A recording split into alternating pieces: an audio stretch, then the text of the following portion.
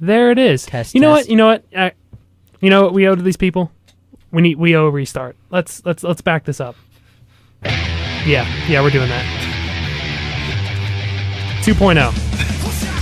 Here it comes. Rated Zone Weekly with Steve Kandray, Vince Calautti, Billy Hassinger, and Jesse Meade.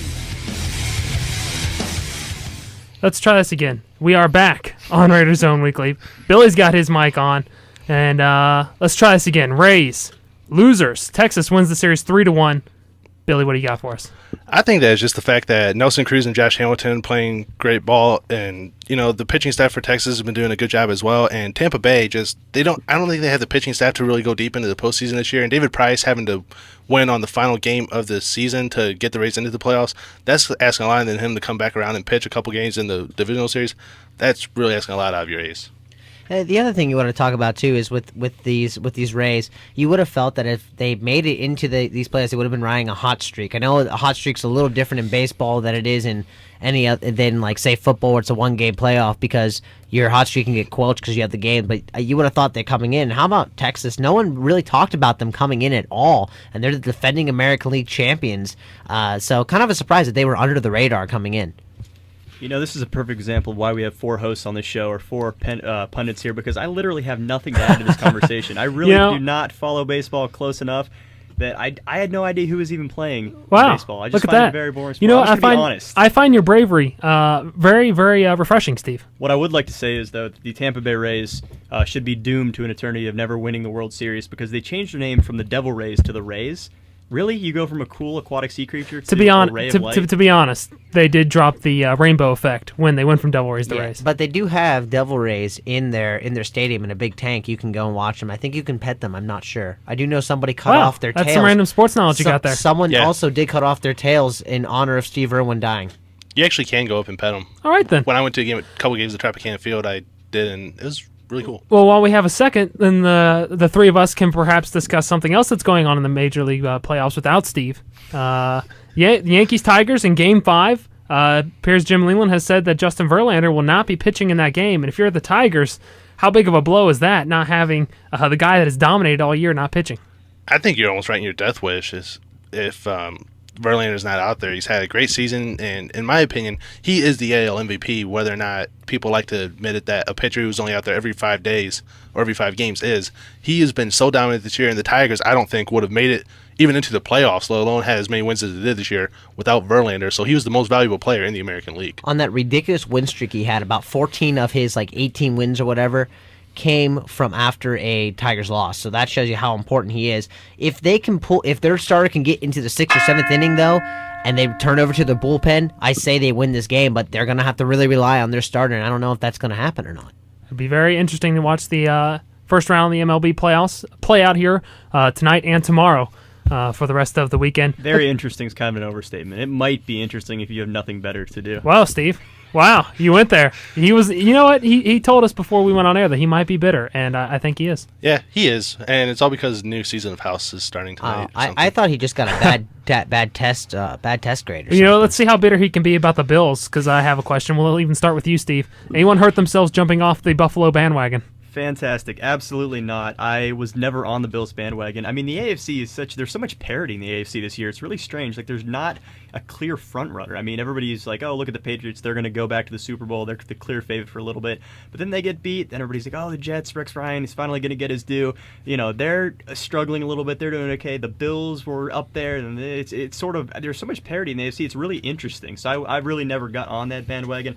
I was really always on the Steelers bandwagon because I'm a Steelers fan. But that's a hot bandwagon, let me tell you right now. It is a bandwagon. Max Starks is back in town. They're back on track. It's a bandwagon that is not going the correct direction. It is going down the one-way road the wrong way right now. With the Bills, but the thing with the Bills is they did the total opposite of what they've done the past 2 weeks. They got a lead early on, then blew it, and that's not something that the Bills are used to doing. But I'm still sticking with this bandwagon, man. I'm holding on to the back, holding on for dear life, because I think they still have a chance to at least make some sort of noise. And I think as long as the Bills get a winning record, that's good enough for your bandwagon right there. I think that I wasn't necessarily saying that they were going to go deep in the playoffs, go to the Super Bowl or anything, but I think that with the way they were playing the first few weeks of the year, they have a legitimate chance to get a wild card spot, maybe not win the AFC East, but get the wild card spot and get into the playoffs. And I think that what happened to them was they were just on such an emotional high after beating the Patriots after so many years that they might have just still been on that track a little bit, overlooked Cincinnati a little bit, and then Cincinnati came up and bit them in the butt. But nonetheless, though, I think Buffalo could go on and have a pretty decent season. Yeah, plenty of teams that have done well in the playoffs have had stupid losses during the regular season. This could be one of them. Buffalo could, of course, completely turn around and from this point on, be completely terrible. But we'll see. They could repeat 2003, I believe, when they started off 3-0 and they became one of 24% of those teams that start 3-0 that don't make the playoffs. Yeah, so that's in the cards. The Bills could do it. It's all on Ryan Fitzpatrick. And as far as we know nothing about Ryan Fitzpatrick as far as an entire season goes. Except that he is really smart. He is a smart guy. He went to Harvard. Good guy. Harvard quarterbacks are historically good. Historically? Yes. I meant one quarterback. you got anything else? I didn't mean Harvard quarterbacks. I was going to say Ivy League, and then I realized I was wrong. I meant like elite quarterbacks. I was thinking of like Stanford and quarterbacks. I was going to say that was a pretty. I'm still warming up. the one historically good. The one quarterback in the league.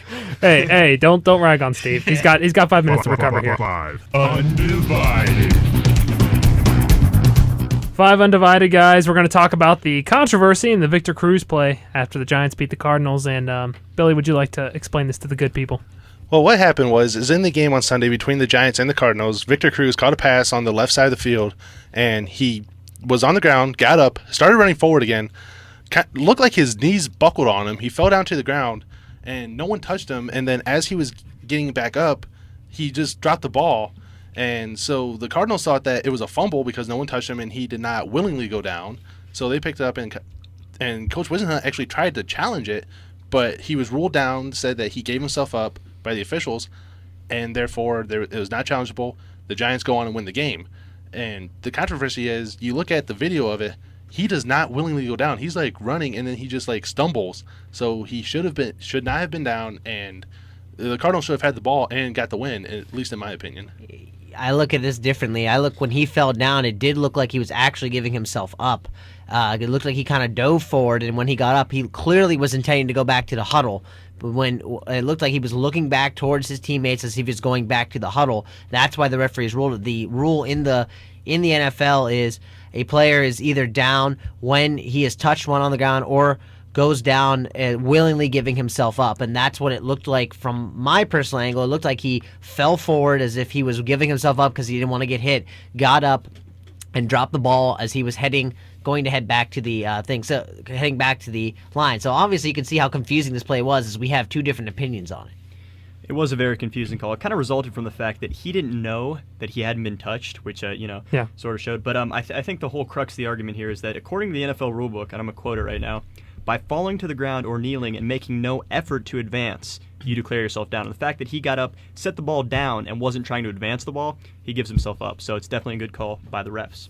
Yeah, it was definitely an interesting thing to watch. When we were talking throughout the weekend, the thing to me that was funny about this is that it took a game that otherwise was not really that interesting on the NFL landscape and kind of put it on the map, and not really for the right reasons. You always hate to see games talked about because of strange calls by referees. Though in this case, I'm in agreement. I think it was the right thing. It just the momentum of the play was so strange to see Cruz do that. I don't.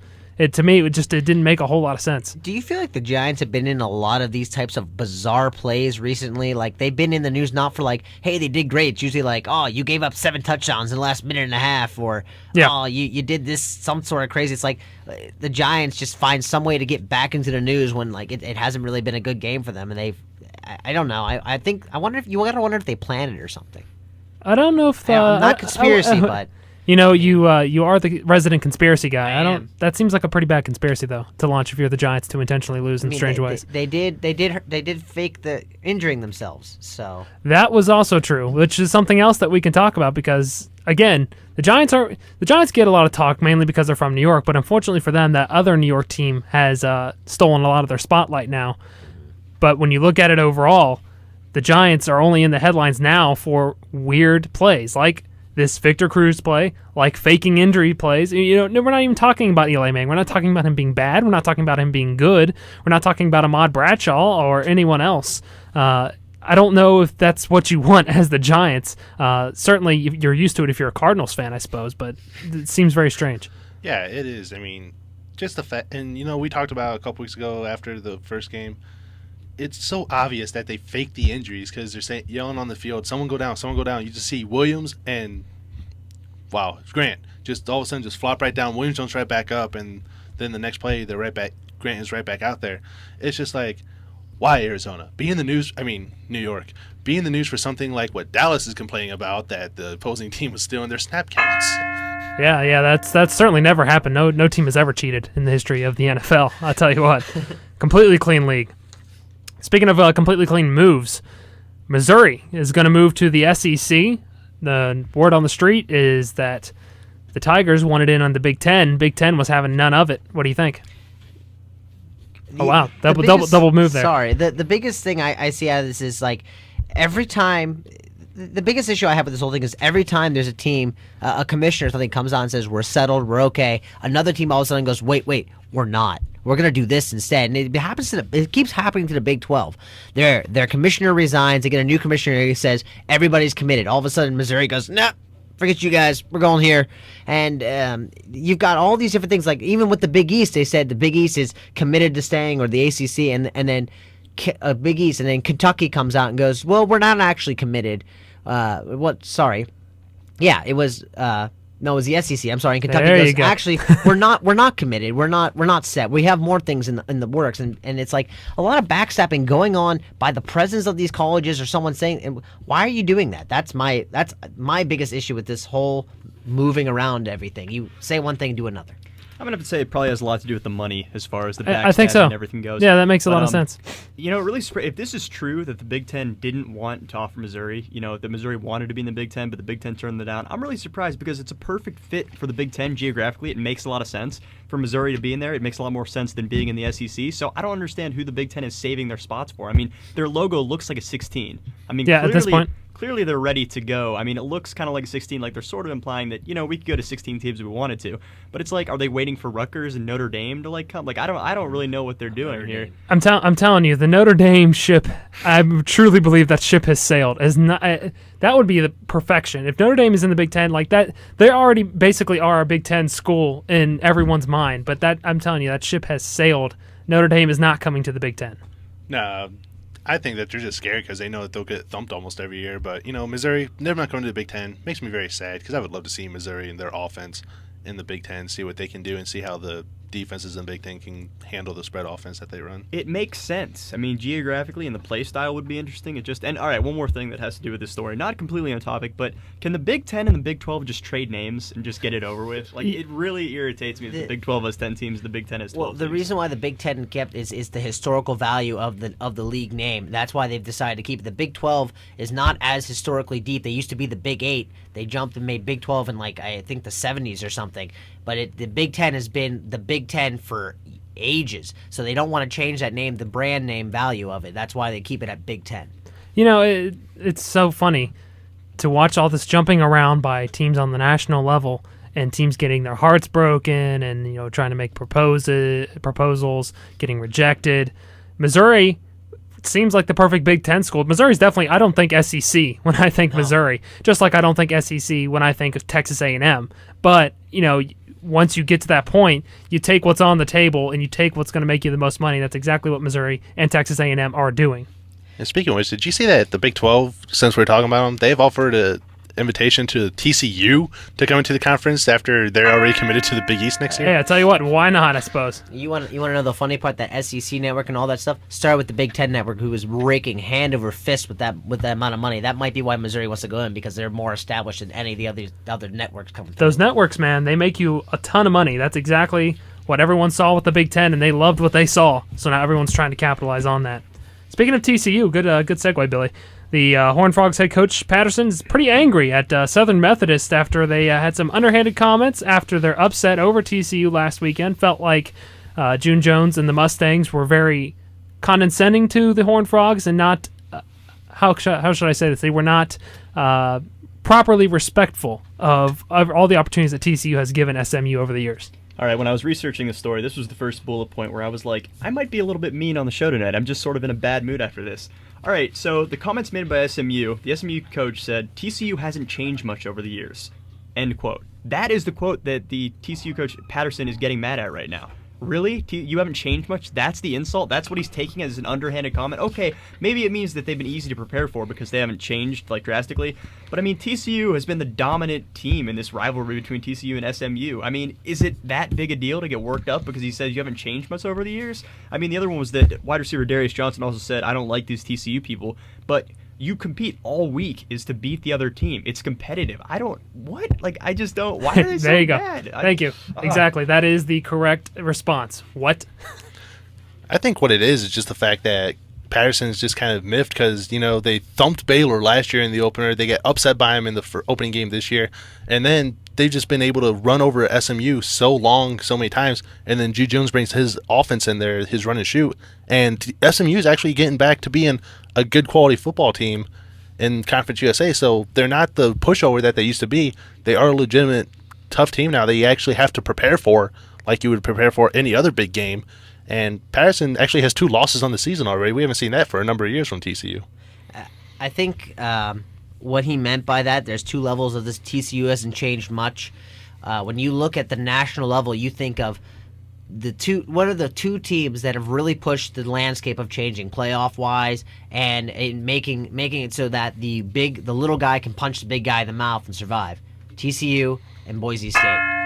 And I think that's where Patterson took offense to that, going, wait, you don't think we changed anything? We made it better for you now, and you're dissing us about that.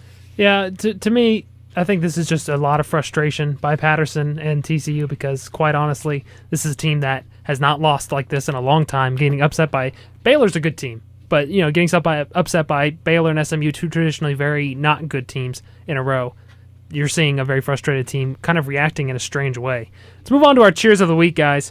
We changed it at the last second because, well, this is just better anyway. Pierre Garçon, former Mount Union alum, of course, scoring 2 touchdowns, getting 146 yards on 2 receptions. He was targeted 8 times, only needed 2 to get 146 yards.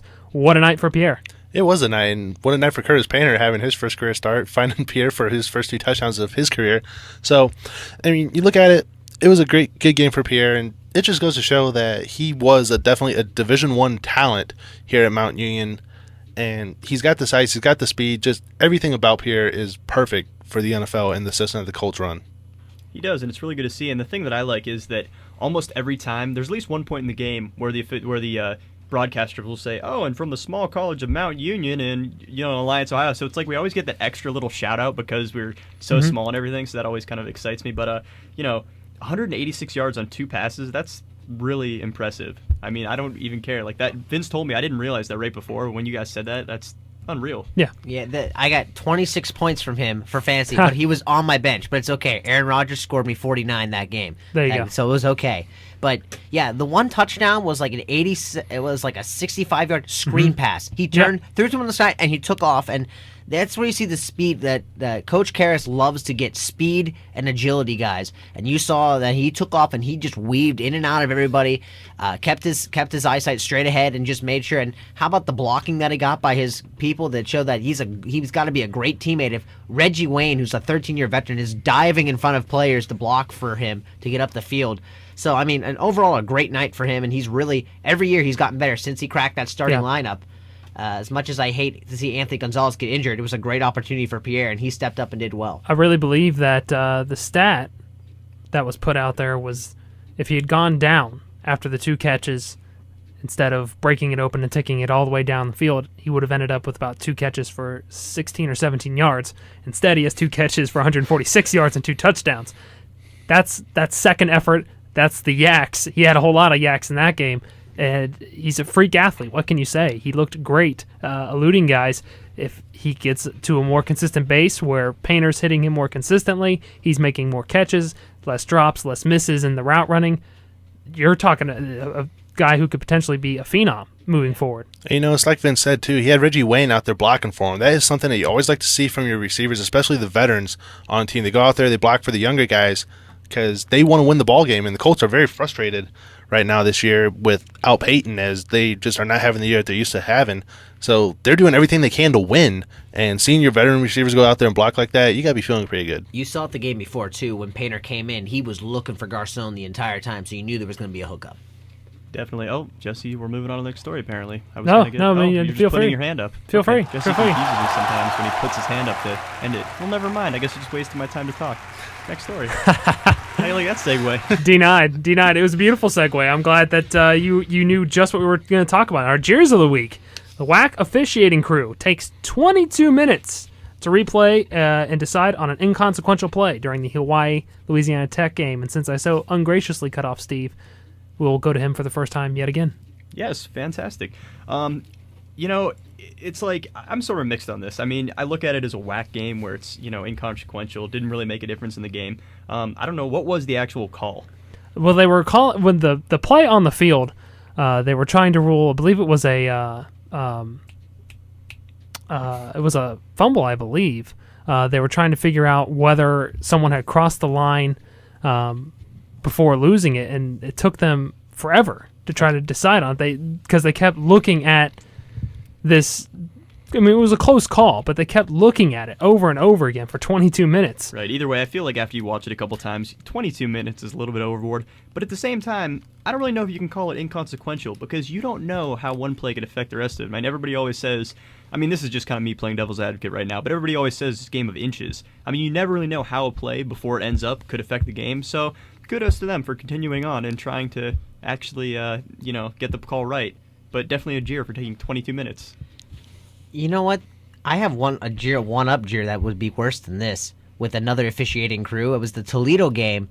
I'm trying to remember who they played, and I can't remember. Syracuse. I remember that They call. called a field goal. They called a field goal good. This is the one I thought we were actually talking about, but I'm taking it away from this because this one's worse. Wait, we can do double jeers. I'm not above that. I'm not above jeering refs. They kicked a field goal. Syracuse kicked a field goal, and the refs ruled it good. Actually, it was an extra point, I think. It was an extra. Yeah, and they were looking at it, and they decided that they needed the review came through, and you can clearly see that the ball went to the left and missed it. So after they initially called it good, went to the replay, called it good again. Oh, that allowed, and that if that had not happened, Toledo had to kick a field goal to go into overtime. Toledo lost in overtime. Had that not happened, Toledo could have won the game on a field goal at the end. So the refs twice had the opportunity to get it right and blew it twice. I think that deserves just as big of a jeer as taking 22 minutes to decide on inconsequential play. Yeah, it was horrible because they even showed the replay from the opposite end zone. The ball clearly goes to the left in front of the upright. There's no way that should have been good. Yeah. And they come back out and they really good. My jaw hit the floor. I'm just like, you got to be kidding me. And then Toledo drives down, sends it in overtime. Like, all right, come on, Toledo, beat Syracuse. Yeah. And then I found out they lost. It's like, maybe that's the key. The NFL, the referee is actually the one making the review. In college, they send it up to the booth. Someone else looks it down. Now, of course, both the referee and the booth guy are human beings. So, we should clearly be in the same reality. Apparently that they're not. I get 2 jeers here. 2 jeers, double jeers. If I could do the jeers twice, I would, but that would take way too much effort, so we're just going to move on instead. I did in fact give the WAC officiating crew kudos during a jeer session, so I feel like we sort of balanced it out. I feel like we're in kind of a strange zone right now, but I kind of like it. It's going. We're going to talk about something for 5 minutes, though, after our jeers of the week, and that's the quarterback controversies. This could be some jeers as well at LSU and South Carolina. Jefferson's back. Here's the question, though. Garcia has been benched again at South Carolina. What does this mean? Well, for LSU, with having Jefferson back, you got your leader back. But with the way Jarrett Lee's been playing the first number of games of the year, I think you got to stick with Lee. He's been doing a good job managing the games. You're undefeated. You're number 1 in the polls. Stick with Lee until there's a game that you absolutely know that you need Jefferson for. And with Garcia, I can't even believe he's still in college football with as much trouble as he's been in over the years. Here's the thing. Every time I hear his name and he keeps getting benched, my first thought is, this guy's still in college? He's like J.J. Redick at Duke was in basketball. Every year you're like, this guy should have graduated 4 years ago. What is he still doing? I know. I mean, it feels like it's been about 5 years ago since he got tackled by the referee in the game against LSU, but he's still there. Well, I think Oklahoma had that quarterback, like 7 years ago at this point. What? Yeah, Jason? Jason White. Yeah, he was there for like 6.5 years or something. So I mean, I don't know what's with quarterbacks in college football. There you go. But anyway, I think I completely agree with Billy. I think that when you have that chemistry that LSU has, I mean, you're the number one team in the nation and you're really playing like it. I don't think you want to risk messing that up. I mean, even if you think that he could be a better talent, he hasn't played as much. And, anytime, there's always that learning curve when you get back into it, getting back up to game speed. So I completely agree with Billy. I say you leave Lee in and you just keep that momentum going that they have. You got to look at, and Les Miles said, Jarrett Lee is the starter until things get bad. But Jefferson had been really developing and doing really well before that incident. So I have a feeling at first sign of trouble, Lee's going to get pulled because Lee's main job is don't screw it up. But now he's turning into, hey, you can start leading this team. So there's a switch in the role. And if Jefferson comes back in and does well, it's going to be he's going to go back in and Jarrett Lee is going to go back to the bench. As for South Carolina Garcia, as many times as he gets benched for drugs or whatever it is that he gets there, he's leading the nation in interceptions this year at 19, I believe.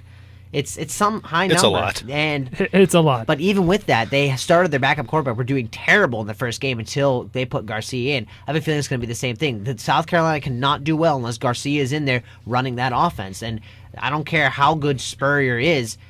This guy is your cog. You think you need to find somebody. I understand Lattimore is good, but if you don't have a good quarterback, they're just going to put 9-10 in the box and force you to throw the ball.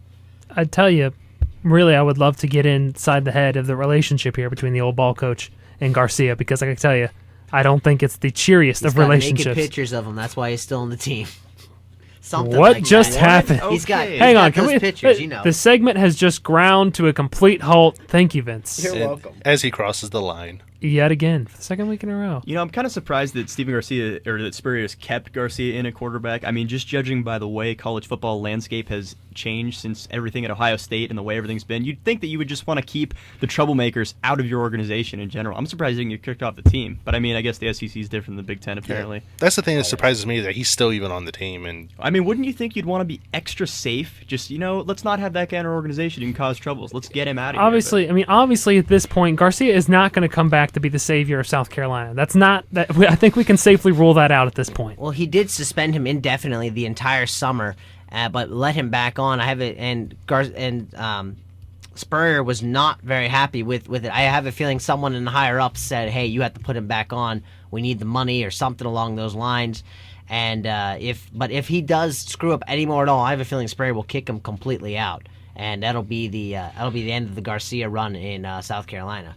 You got to think this is one of the strangest situations in college football, and I'll tell you, the LSU one is pretty strange as well when you think about the dynamic between Lee and Jefferson, because I can't think of another situation like this in which you have a team that clearly looks like the number one team in the nation, even if they're not ranked number one, and they've been rolling over everyone, but suddenly the quarterback that is deemed better than the one they have right now has just shown up again, and you don't know what to do. Do you start that guy? Because that can mess with the entire dynamics of this team that has been rolling over everyone right now. you know what? It's like I said, I think that you stick with Lee until he starts struggling, but put Jefferson in there like they did on Saturday. Let him come in there for some packages when they're down near the goal line, and let him run the ball. But until Lee actually loses a game while doing stupid stuff, I'd say you stick with Lee. It's time for everyone's favorite media idol. Brett Favre is back in the headlines, making some comments about Aaron Rodgers. He said in an interview that he was surprised that it took Aaron Rodgers as long as it did for him and the Packers to win the title with Rodgers at quarterback. Naturally, most of the media, unless I read this wrong, naturally most of the media found it to be a good idea to take it completely out of context and say that Favre was slamming Rodgers. This is just dumb. I mean, he's coming in there, and Favre is just making a statement. I actually thought it was more of an encouragement than a backhanded compliment, more along the lines of he's really good. I'm surprised that he didn't get that farther. I think that shows more of a belief in him and the team than anything else. And again, there's always been that weird. Again, you want to talk about weird dynamics. Here's a weird dynamic: Rodgers and Favre, because Favre always said, "I'm not a mentor." Yeah, he pulled the Charles Barkley on us, and it was just one of those. It's just one of those odd situations, and I think every time that he makes a mention of Rodgers or something, like he said last year, I'm cheering for the Packers. It was everyone wants to blow it up. I mean, Brett Favre could be like, I cut the grass today. The media would blow it up. Whenever Favre says it's going to blow up anyway, so it's just one of those crazy things. Brett Favre has just stuck around so long that it's not even, he's just marred his legacy for sticking around and just getting into the media. And it's just sad to look at things like this when people take it as such an important, Brett Favre said this about, it's like gossip. TMZ. It really is, and it's sad that they took it out of context because he was in fact paying a compliment to Aaron Rodgers, and now everyone's going to look at it like Brett Favre was saying that he's like he's being bitter because I'm not playing now, I'm finally actually retired, so I'm going to take it out on the current Green Bay Packers quarterback. So the media is frustrating. It's wonderful, isn't it? Yeah, the media is completely taking this out of context. But really, it didn't take Rodgers that long. I mean, yeah, he's been in the league for a number of years, but he sat behind Favre for so long. It's only his third year as a starting quarterback last season, and he's been fairly successsul, so you knew it was just a matter of time before he was able to win a Super Bowl. I tell you what, Rodgers is scary. He's a guy that if he is on this track and he keeps playing like he's been playing for the last so many years, this is the type of guy that you look at. He is a once in every so many years type of quarterback, a guy that comes along and is the guy for years to come. Aaron Rodgers really looks like he could be that in Green Bay. Honestly, the only thing that can stop him right now is concussions, because he's had how many now? 1, 2, or 3 concussions since becoming the starting quarterback, and they did say if he had one more, he probably would not be able to play again. So he's really got to watch his concussions with the way he moves around and everything. And you would hate for a career to come down like that. I mean, that's the way really it ended for Aikman and Young, two guys who were really great quarterbacks. You hate to see football careers end that way. We still see them on a week-to-week basis on television, and thankfully both Young and Aikman still look completely intact. Of course, they have to be able to speak well to do their jobs, but concussions are scary things, and that, like you just said, Vince, that could be the only thing holding back on Aaron Rodgers. Garrett Gilbert is transferring out of Texas in college football. We will remember Garrett Gilbert came in a high-pressure situation for Colt McCoy.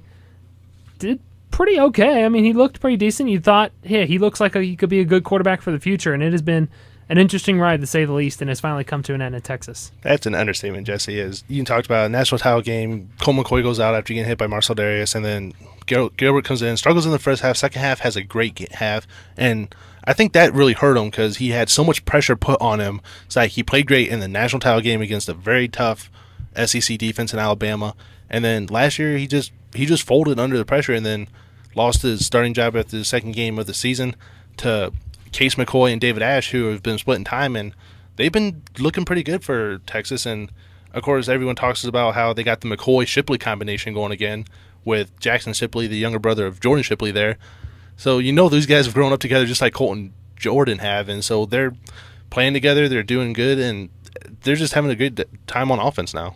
It's really funny because I can hear just the strain and the emotional angst in Billy's voice because he loves Texas so much, and anything he's like, he's just so emotionally involved in the story right now. It's funny. I actually wasn't too heart-struck that he was transferring. Oh, I could hear in your voice. Don't lie to us, Billy. We know. Billy was hoping they could keep him as a backup. You can't see it on radio, but you can see the small beads of tears forming slowly at the loss of Garrett Gilbert. It's really strange. I mean, anytime you see quarterbacks in college, their whole development, it's a lot of guys, it's always about when they're going to peak. Are they going to peak in college? Are they going to peak in the NFL? It really reminds me of Joe Bauserman for Ohio State, because it's like sometimes you see these guys come out and they'll be freshmen, sophomore phenoms, and Bauserman looked like he was going to end up being a great quarterback, and now he looks kind of like a Sun Belt quarterback or like a WAC quarterback. Like, he's okay, but it's like I don't understand. It's weird. Case in point, kind of plateaued. Justin Zwick.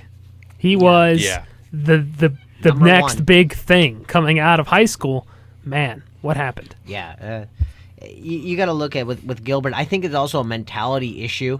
The fact that he had to come in a huge game and basically shoulder that Texas team against an Alabama defense that was probably a historically best defense if you look at them. And coming in, I think he felt and then when they got back off to a rough start, he hadn't had anything really good to go along with, and he just mentality slowly broke down. You got to look at a good example of a young kid getting thrown in was when Rocco got hurt, and we had to put Neil Seaman in here.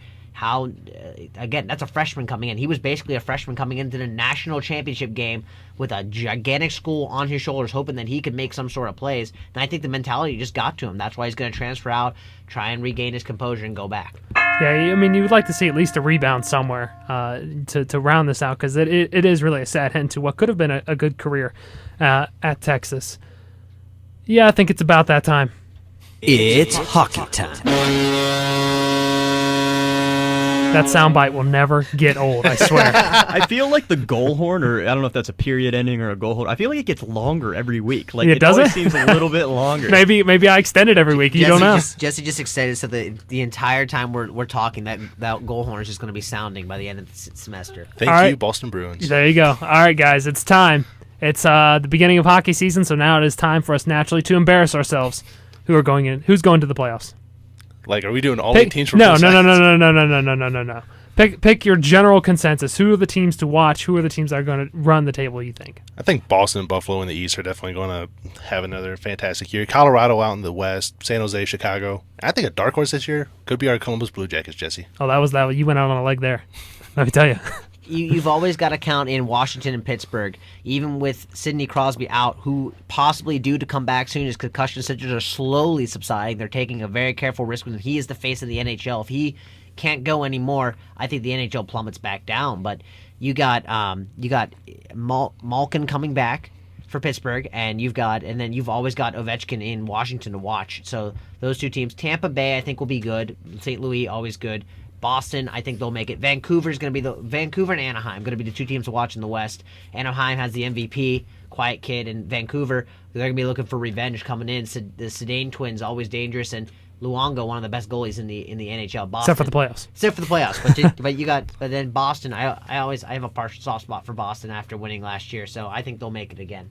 Yeah, I'm definitely on the Boston bandwagon right now. Can't wait till a couple months from now we do who broke their ankles falling off the Boston Bruins bandwagon. But because Tim Thomas, he pretty much just came out of nowhere last year and just played like a man on fire. Well, that was kind of a weird thing to use in the sense of hockey, but he played well. It works. He Like was a really man good. on ice. Especially when you go into the playoffs, and I think goaltending is just one of the keys in hockey. I mean, it's such a long season. If you get on a good streak like that, it's especially during the playoffs. So I'm going to say Boston's definitely going to be a team to watch. Washington, like always.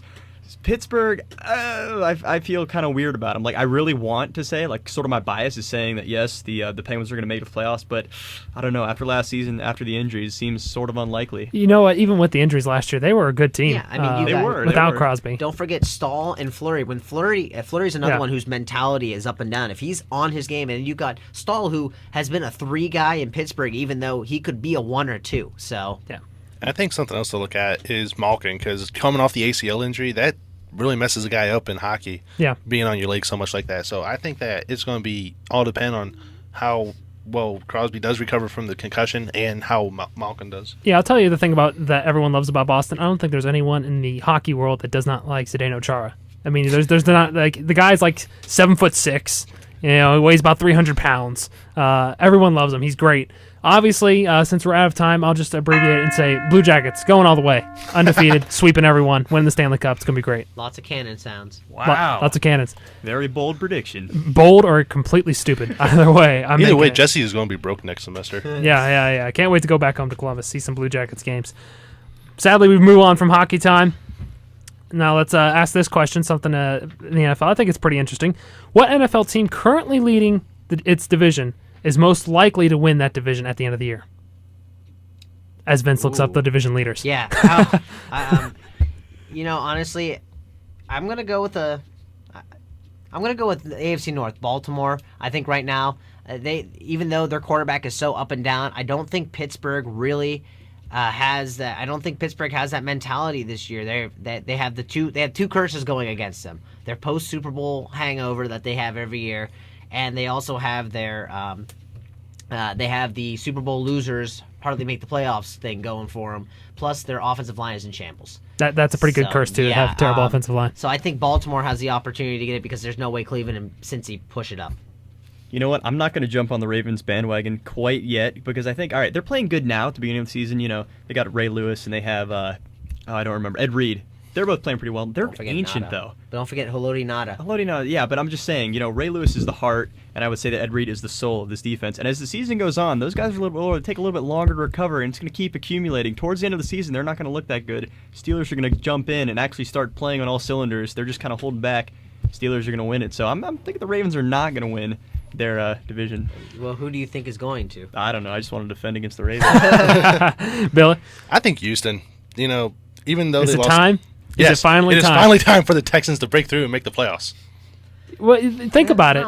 think about it. There's really no one left in the AFC South to stop them. They have it handed on a platter. Finally, it's no longer a question of them having to finally overcome the Colts. Literally, the Colts have packaged it, put it on a silver platter, and said, "Here, please take it. We'll be back next year." And, even if the Colts did have Peyton Manning, they were the Colts of old, I still think that Houston would give them a great run for their money this year because their defense under Wade Phillips is playing phenomenal. They've improved so much on the passing defense, and their offense, explosive as always.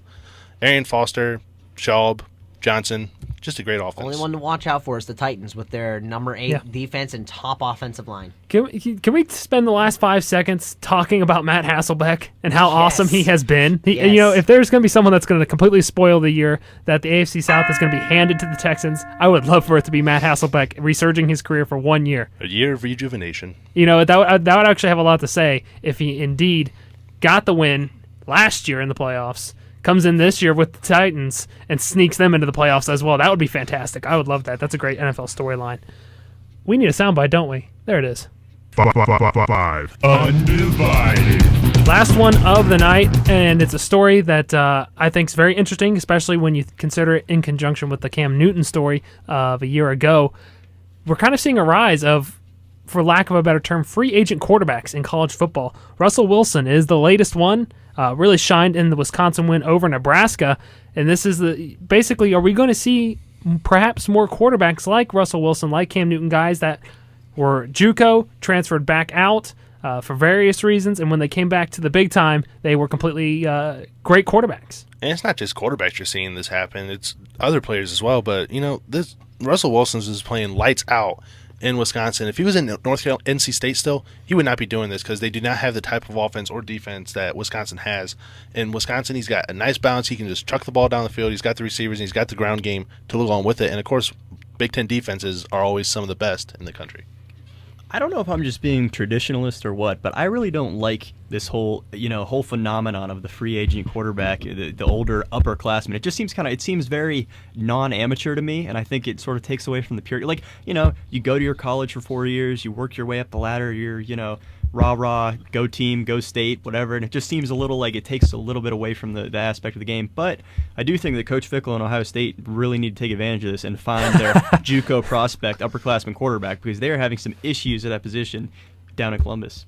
The biggest thing right here is it's changed to a case-by-case basis. It's not like what they did in Florida in 2006 when they just kind of plucked Ryan Smith, the cornerback, for the title run. But you've got now these guys like Wilson graduated in 3 years with a degree.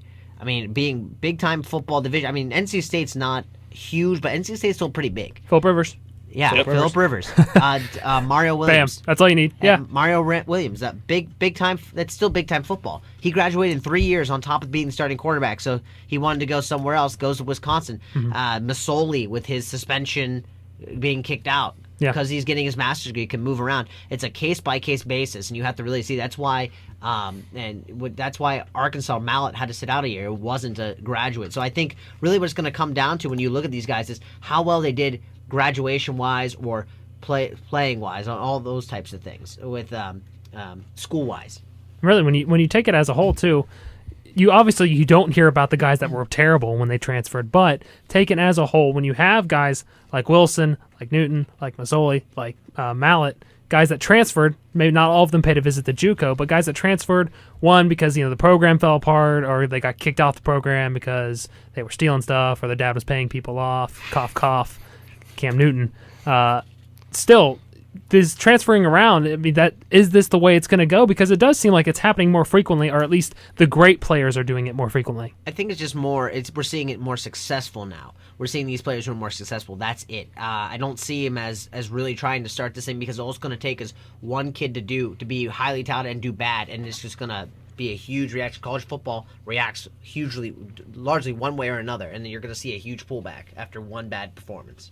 Yeah, but at the same time, a lot of times in college football, those bad performances, you just sort of get pushed and you don't get the attention. I mean, even if you're highly touted, you can go and transfer, and then if you don't do so well, you just sort of fade off and there's somebody else to talk about it. I just feel like in the college football landscape, the media tends to focus on success rather than horrible failure, unless you're Ohio State. Oh, then we will focus on you each and every week. Yeah. Mark May will find our highlights, he will dig them, and he will insult them each and every week. some things I want to say about Mark May, but Not I'm on air. unable to. FCC is listening, Billy. Yeah. But, one thing that this really catches my attention about, though, how long until we actually start seeing college teams just trade players? It seems like we're getting there, and then eventually we will reach the plateau of trading players for coaches, and it will come full circle, just like baseball. That's what I was thinking. We were talking about this. It was like, when are they just going to start trading players and trading for prospects? It just Seriously, maybe it could be like the MLB. Maybe Ohio State could just Ohio State could just fire sale the entire team and say, you know what, boys, pack it in. We'll come out next year. Wasn't this what we discussed last week of blowing up the NCAA or 2 weeks ago, and we discussed making a minor league system? We're just going to start trading. We'll trade you that for 4 scholarships next year. we'll in exchange for 4 scholarships. We'll give you Wilson for 4 scholarships and a first-round pick. I'm sorry, I mean a full ride. A 5-star prospect from Florida or something. There you go. It's perfect. We'll exchange Wilson for your next 3 Florida pipeline kids. And a partial scholarship and a full ride.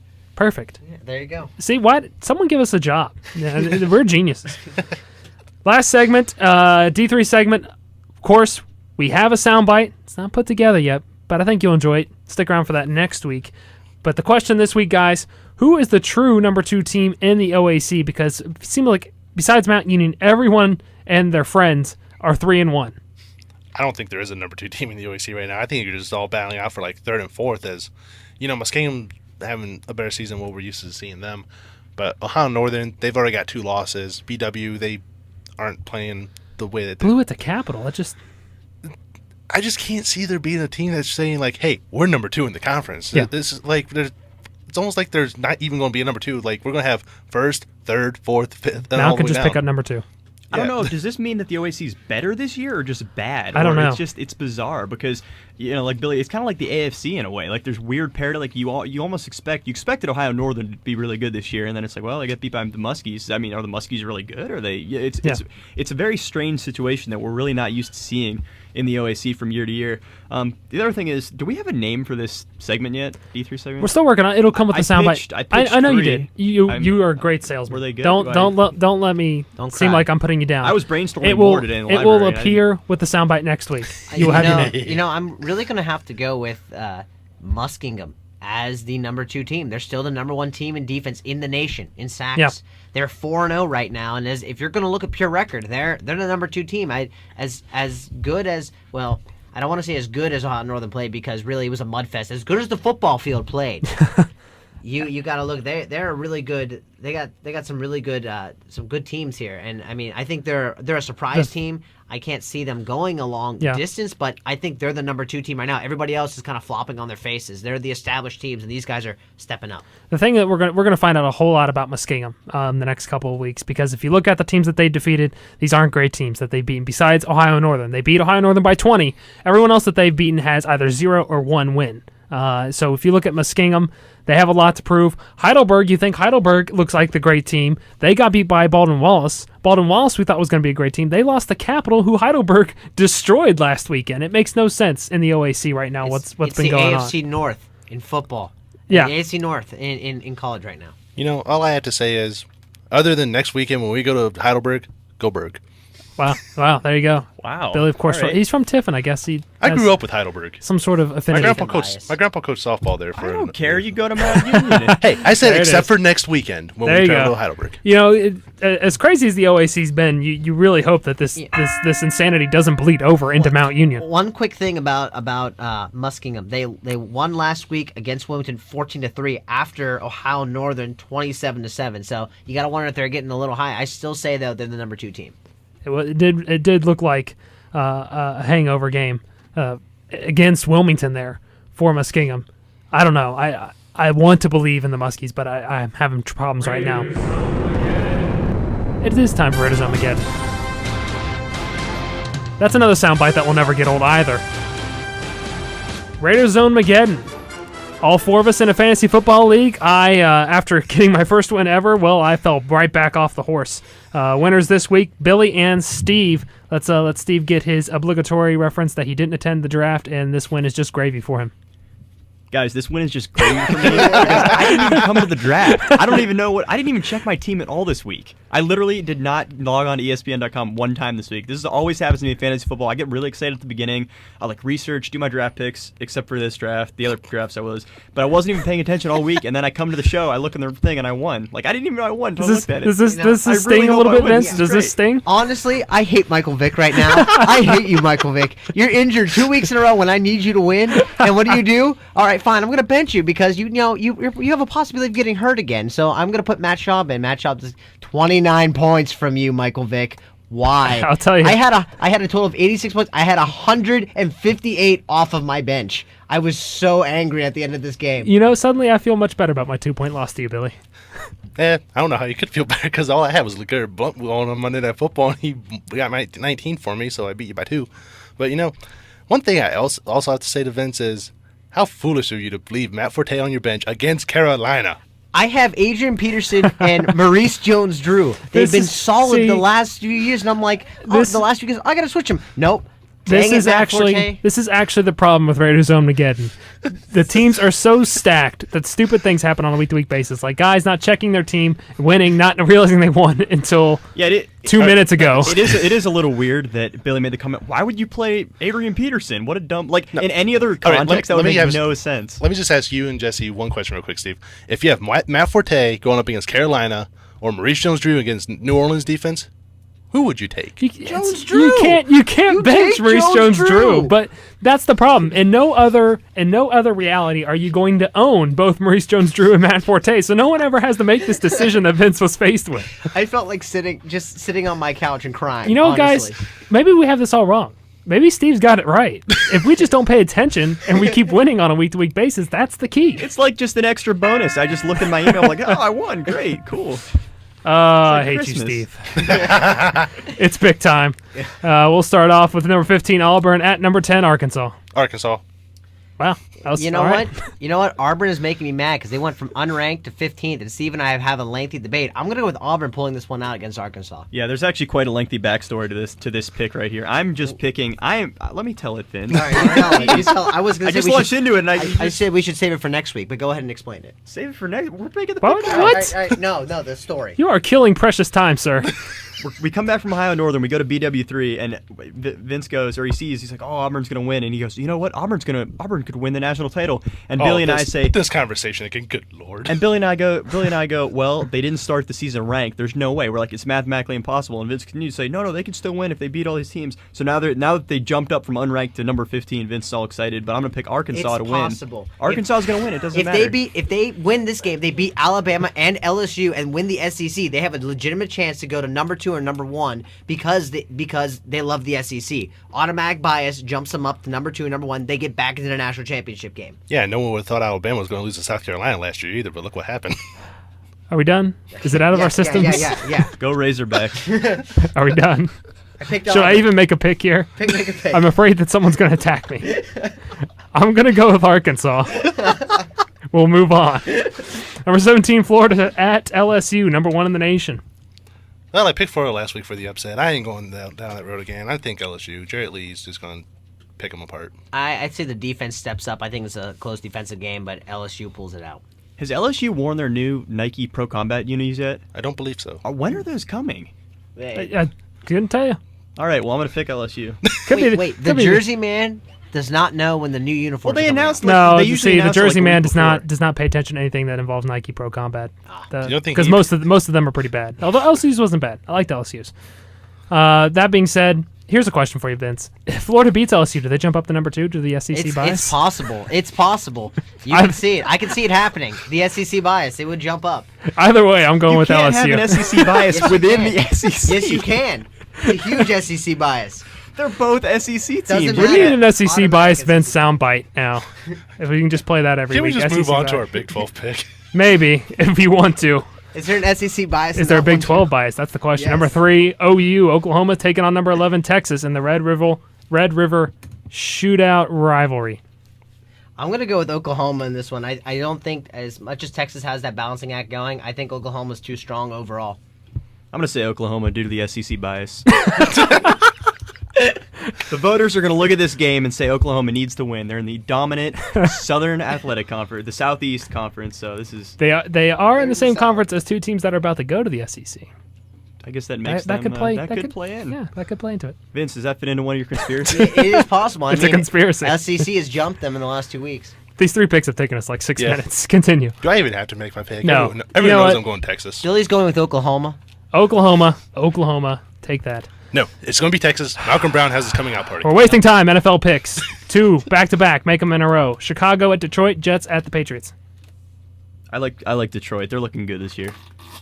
I'm gonna go with the Detroit pulling out and the Patriots beating the Jets. Detroit, Patriots. I just assumed Steve didn't have opinions on the AFC game, so I'll go with Detroit as well. I'll go with the Jets against the Pats, though. Am I allowed to go? I thought go you're... Oh, okay. NHL pick, yeah, that's right. I put it on there, mainly because it's Columbus. Nashville playing Columbus Friday night. Who you guys taking? Blue Jackets. Go Columbus! I want to hear the cannonball. There you go. Yeah, I don't know why, but I picked Columbus. That's weird It that is you would weird. do It such a doesn't- thing. It doesn't feel right, but I Doesn't feel like it? they're going to win. Don't you feel dirty? I That's okay. I feel feel fine. weird. I'm going with Columbus as well. That's no shocker, though, because I'm going to pick Columbus 82 times this season. Finally, guys, the bonus round. Odds that the team winning the Andrew Luck sweepstakes will have their hearts broken when he does not declare for the NFL draft. 80%. You know, he said he wants his degree, so he's not leaving. I'm gonna go 80% as well because he's gonna see it's like the Vikings, the Dolphins, and he's gonna be like, nope. I'm just gonna stay in school. I'm gonna get my degree and have fun. I think this bonus pick was a little bit misleading. All right, so is it odds that the team will be heartbroken if he doesn't declare, or is it that he will not declare? Like, what odds are we betting on? It obviously says odds that the team winning the Andrew Luck sweepstakes will have their hearts broken when he doesn't declare. So Wait, not if. right, Come on. That's saying so if he doesn't declare for the draft and a team is also not heartbroken. Is that Saying part of the odds? season is going to end well before he declares. All right, for example, the Dolphins are number 1 here. Wow, Steve is they- so Man, confused. If they get the pick, We just Andrew Luck cannot get decides off not to air. do it. We got 3 minutes to sort this out, man. Okay, no, I'm just saying that. Never mind. I'm not. Even, I'm done. That's it. Steve, just give us one of your weird percentages. And go All with right, it. I'm gonna say 94%. 94%. I think he's going to take a look. Unless that team is the Colts, he's going to take one look at all these teams and say, "Well, I'm going to get my degree." Odds are that it's going to be the same teams next year anyway, and he'll go back to college. So I'm going to say it's pretty high. Not 94. That's absurd. 90%. It doesn't. Is it that he's not going to declare? No, or is I'm it, not. No, We're not doing this. We're not doing this. We're automatically. We're assuming going he's not off the air. declaring. But That's it. Hold on. We thank We'll you for explain joining it. us on your Zone Weekly. Stick around for us next Thursday. We'll have Friday night high school football as well. Minerva and Marlington will be at Minerva. Stick around for that one. 7 o'clock tomorrow night. Of course, we will also have Mount Union and Marietta at 1:30 on Saturday. The Geno's pregame show is scheduled for 12:45. Why are we still laughing? As the Purple Raiders take on the Pioneers. Thank you for joining us on Raider Zone Weekly. We'll try better next week. Maybe we'll get our acts together. Thank you. Keep listening to the radio voice of Mount Union. This is WRMU 91.1.